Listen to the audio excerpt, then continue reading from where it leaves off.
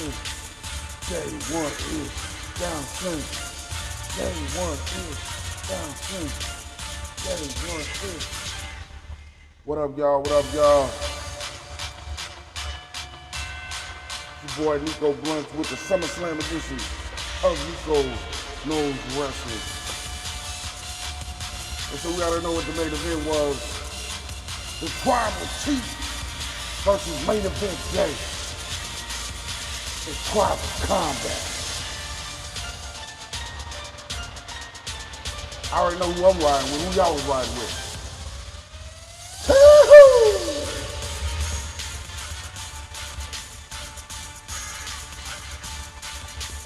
Day one is down.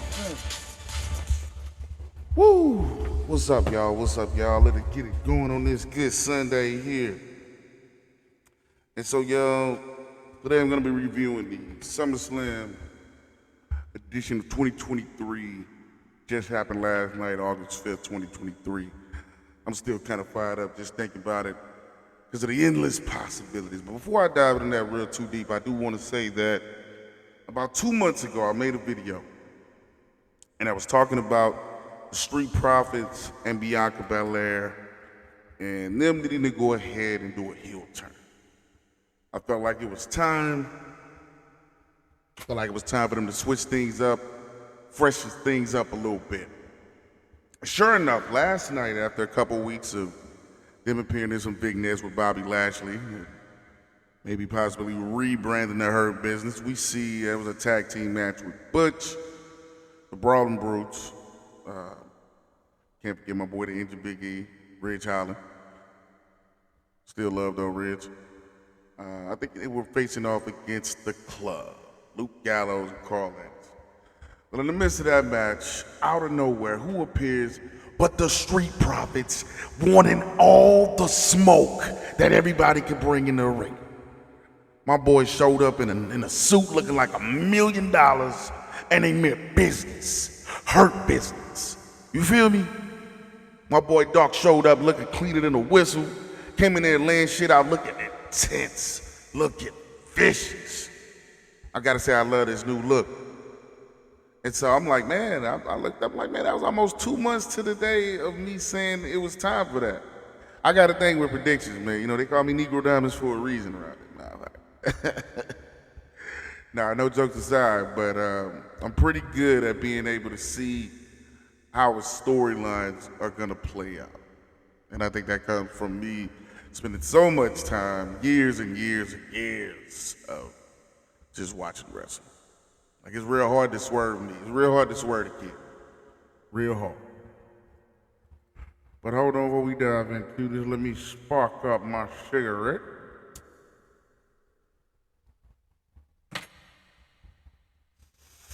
Don't do this at home. All right, let's dive on into it. Now, I will say the first match that we come, I already knew was going to be first. It was the Logan Paul Ricochet match. I knew Logan Paul was facing off against, his brother Jake Paul was actually facing off against Nate Diaz. And so he's going to be trying to make that flight. So I anticipated their match going first. Really liked how Samantha Irwin's dress looked. It was really yellow, kind of crazy that she ended up matching against that boy Jake Paul because he came out with the C4 colors on. Something Bianca had on too later, but more on that in a second. But I expected this to be really athletic, and they did not disappoint. Ricochet, even going back to King Ricochet, brother has always been amazing and made up of moments that steal the show. And so the guy that was really athletic like Logan Paul, I really expected no shortage of show-stealing moments. One moment that stood out specifically when he was in on the top rope, and he did some kind of like hurricane run off there, and I was like, damn. I also liked the the buckshot lariat that Logan Paul did from inside the ring. He flips out, lands on his feet, and then gives him a clothesline, and then drinks some of his energy drink Prime and pours it on Ricochet, which awesome heel move, you know. Kid really knows the business. He's a natural at it, honestly. If he ever wanted to seriously devote the time to it, I had no doubt he could be one of the best, doing it. And of course, because he had lost the last couple matches that he had in the WWE. Of course, Logan Paul ends up stealing this one from Ricochet. I expected that result, honestly. Kind of, especially when you think of Ricochet's booking lately.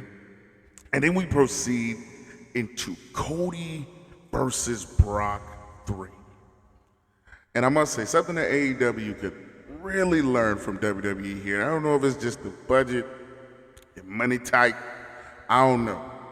But I just feel like if they could really lean into some of these video recaps before some of these matches, it really gives a great big match feel. It sets the tone for the match. Sets the tone for the audience, how we're gonna perceive the match, and just how we're gonna remember it. It just gives off that this is a big fucking deal, you know? But of course, Brock makes his entrance, and man, Brock looked like the typical monster that he is. Cody made his entrance, and I was wondering, I was like, he's kind of smiling a little bit too much here for me. You need to be getting serious. Serious. But when he got in the ring, I will give him that. When he got in the ring, he was all business. All about the business, that my boy Scrappy would say. From Love and Hip Hop Atlanta. But anyway, as we digress, as soon as the bell rang, ding ding, Cody was on that boy like white on rice, giving him the rights, the lefts. And that lasted for about a minute until Brock just like kind of shook that shit off and like, hold on, I'm Brock Lesnar. I'm about to take your ass to Suplex City. And Cody arrived at his destination very promptly. I can say that because he was bouncing all over the damn place.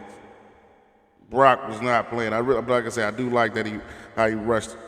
I like how Brock was just pretty much blocking the disaster kicks, even blocked the suicide dive. And then as the match wore on, Brock really got into his bag. And it got to the point where Brock didn't even care if he could even win by pin. It was more or less, he was just, I'm gonna beat your ass and I'm gonna make you stay there. And Cody just kept beating the count. Michael Cole is on it really sold the match because he's begging and pleading for Cody to, come on, Cody. Just stay down, Cody. Live for another day. He was talking to him like Red Daddy should have talked to him on Friday. Y'all young fans might not get that reference. Yeah. But anyway, Cody eventually makes it back in and starts to make his comeback. And I want to say, I do like the Cody Cutter.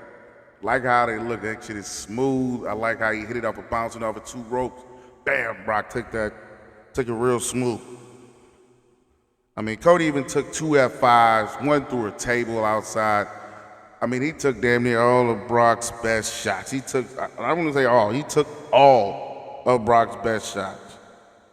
And eventually he still came and overcame the beast incarnate that is Brock Lesnar by giving him not 1, not 2, but 3 crossovers. And he beat him 1, 2, 3 in the middle of the ring. And I gotta say, that is gonna be a huge progression in the Cody story and to how he is looked at in the WWE universe. You went to war with Brock Lesnar and came out on top. The only issue I have is you using the steel steps when that could have clearly been a disqualification, but I guess the ref just let it go. I'm not gonna nitpick. I ain't mind at all. I mean, you is fighting Brock Lesnar. I'm not gonna nitpick, but I did catch that. That's all I'm saying. But overall, great match, great conclusion in the trilogy. To me, this was a 5-star match. You never see Brock Lesnar matches go this long. This was probably, to me, the best match on the card. And that's saying a lot because a lot of these matches I thought were really, really good. And then we go on from here to the Battle Royal, which everybody and their mama and them wanted LA Knight to win. Yeah, you feel me? Let me talk to you. And so it all started, everybody's already in the ring, and sure enough, who has to make an entrance and blow the roof off of Ford Field? Mr. LA Knight himself. And then next thing you know, we see AJ Styles come out to a phenomenal entrance, pun intended. And so we get in the midst of it. And before things can really kick off, we hear a voice talking. And sure enough, it's that boy MVP coming to announce that the real winner of the Battle Royal hasn't even entered the match yet. He's about to do so. And out comes the Giant Almost. Giant Almost came in and wrecked the havoc. Immediately just throws out my boy. Sorry, oh man. He just throws out Apollo Crews like he was just taking out the trash. As soon as Apollo ran up, it was run up, get down up, oh, get your ass out of here. Threw that boy right on out. I'm like, you gonna throw your fellow African out like that? You could have threw J.D. McDonald out first or something, and then threw my boy Cruz out. But he throws J.D. McDonald out in like a military press slam, just throws him right on the Apollo. Bang. And then just a bunch of slow eliminations from there. Things really don't start picking up until we get to this spot where, finally we reach the spot where it's time for Almost to get out of there. I mean, even Ciampa did that pretty nice. He had like 3 eliminations in a row before he got eliminated. I also saw him squaring off against AJ Styles. And I got to say, I don't know, I can't remember if they've already had a match, but if they had not, that is something I would definitely be interested in checking out. And also, man, Karrion Kross looks so weird to me. With hair, I almost didn't know who he was. I was like, who is this generic guy here? And then I looked, I'm like, oh shit, it's Kross. Yeah, he looks way more menacing with the bald head. I'm sorry. I just have to say it. And Matt Riddle needs to get some damn shoes on. Him and Butch tried to go in and attack Almost. He ends up picking them both up, throws them on out the ring, and then everybody starts hitting their moves. Grayson Waller, Sheamus, Bronson Reed, everybody's hitting the move on Giant Almost. And finally, they're able to get this guy out of the ring. I even like the Chad Gable really shined in this match too. Got to give it up to the Shushy. Got to give it up to my boy. He did real good in there. A lot of Germans, big man, little man, throwing shit around. That guy is the truth. He is the truth. But we end up getting down to the final four of Bronson Reed, LA Knight, Sheamus, and I think if I'm not mistaken, it was AJ Styles. And AJ Styles ends up getting taken out due, of course, to Karrion Kross interfering on the outside after he had been eliminated. LA Knight eliminated Sheamus last, but then before he took out Bronson Reed. And in order to get the win, he takes Sheamus out, and he is the Slim Jim Battle Royal for SummerSlam 2023 winner. And sure enough, my boy appears in the commercial with Bianca Belair for Slim Jim. Slap it to a Slim Jim. Oh, yeah. Yeah. As we proceed. And then we get to me, honestly, I would have to say the worst part of the card. And this was the Ronda Rousey, Shayna Baszler match. I can honestly say I did not really enjoy this match too much. It came across very phony. I didn't even like the rules, to be honest. I felt like if you're gonna do this, you gotta kind of do it all out. Maybe get a cage or something. But I don't know who decided to make this decision, but you can't tell me that having a normal wrestle match would have looked a lot better.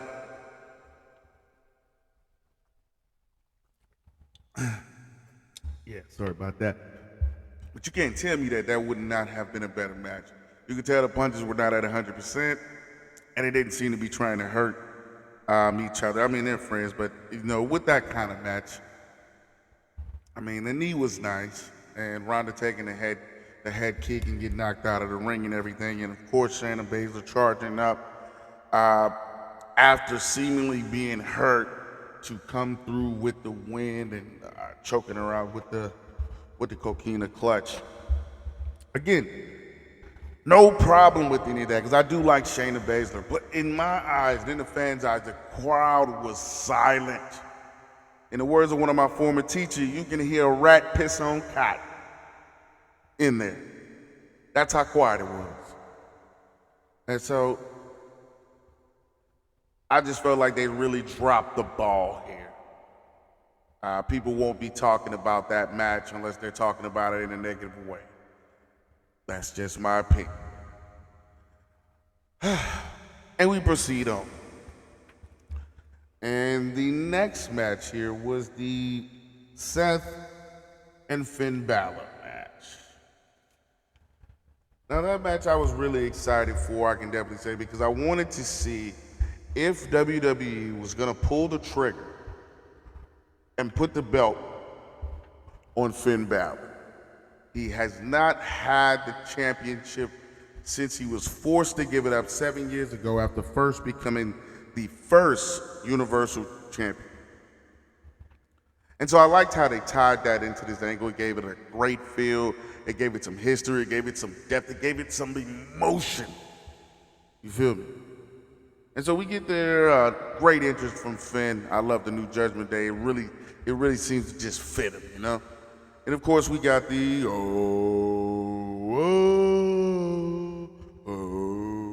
we got all of that with Seth's interest, which I don't know. It's starting to wear thin on me. I'm grown to be a little annoyed with it.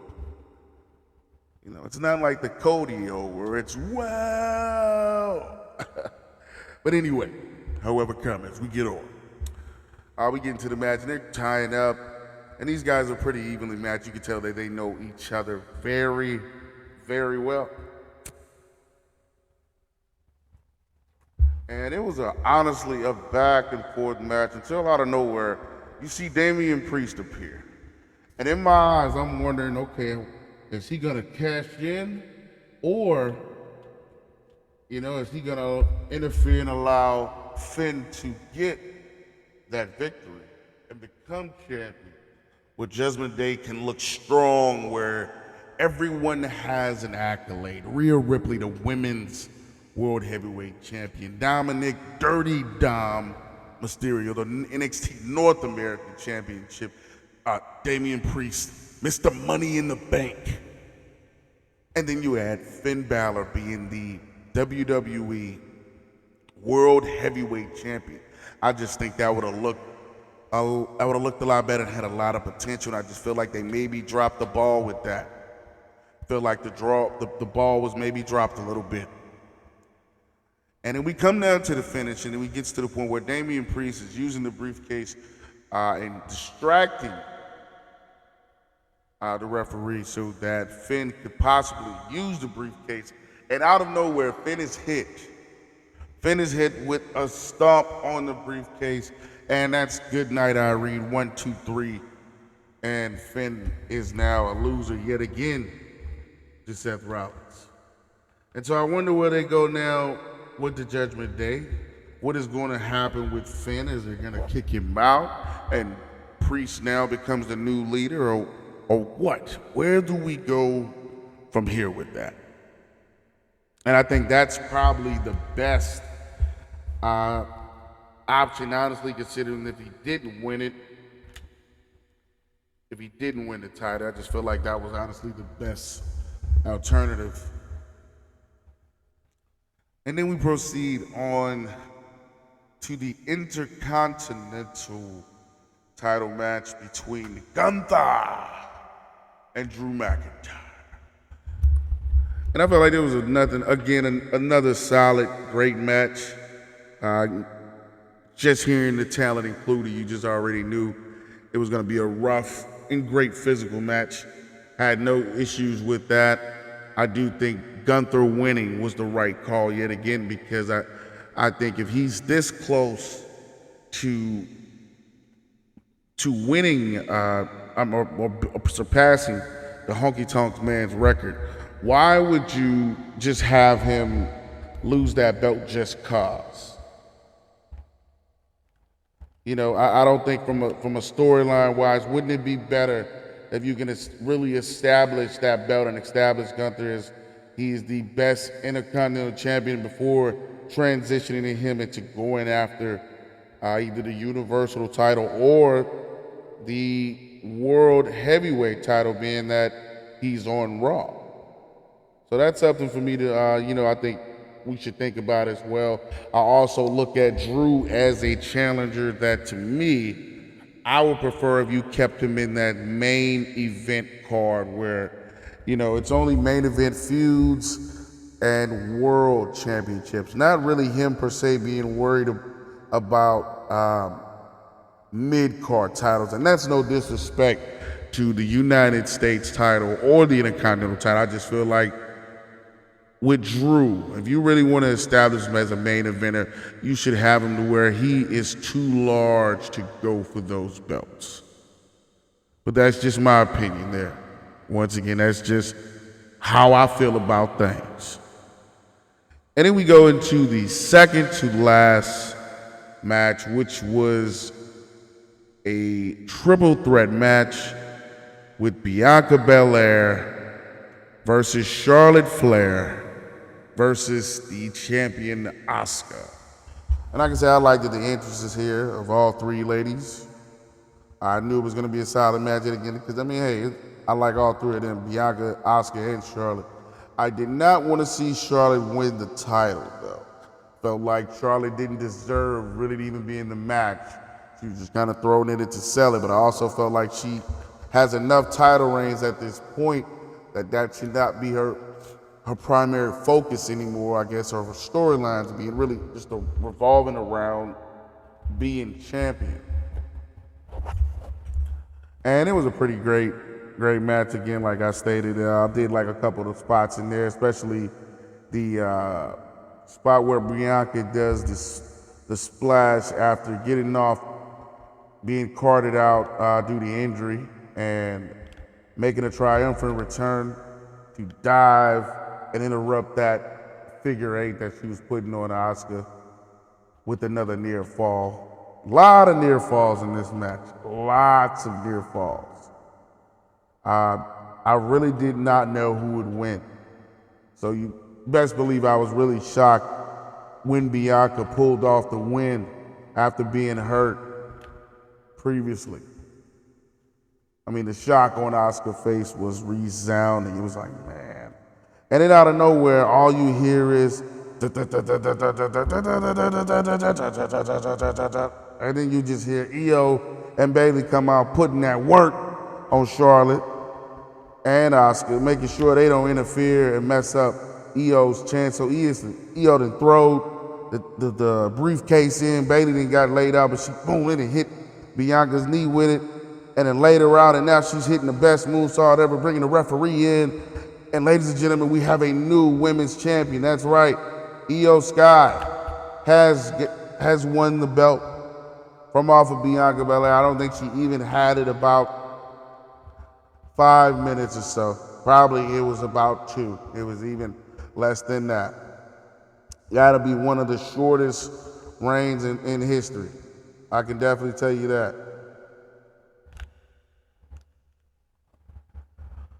But again, very excited. Can't wait to see where they go with that.